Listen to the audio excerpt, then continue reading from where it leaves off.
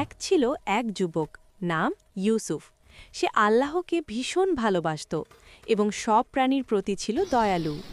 একদিন সে দেখতে পেল রাস্তার ধারে এক ক্ষুধার্ত অসহায় বিড়াল কাঁপছে। বিড়ালটির চোখে পানি, যেন সাহায্য চাইছে। ইউসুফ কাছে গিয়ে বিড়ালটিকে আলতো করে কোলে নিল। নিজের খাবার থেকে কিছু অংশ আলাদা করে বলল, এটা আল্লাহর একটি প্রাণী, এর হক আদায় করা আমার দায়িত্ব।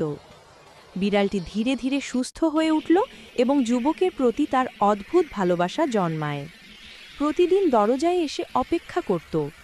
এক রাতে ইউসুফ স্বপ্নে দেখল ফেরেশতারা বলছেন, তুমি যে প্রাণীর প্রতি দয়া করেছিলে, আল্লাহ সেই দয়ার বিনিময়ে তোমার জন্য জান্নাতে একটি স্থান নির্ধারণ করেছেন। ইউসুফ কান্নায় ভেঙে পড়ে আল্লাহর শকর আদায় করল। গল্পের শিক্ষা হলো, ছোট্ট একটি প্রাণীর প্রতি ভালোবাসা ও দয়া কখনো কখনো জান্নাতের দরজা খুলে দেয়।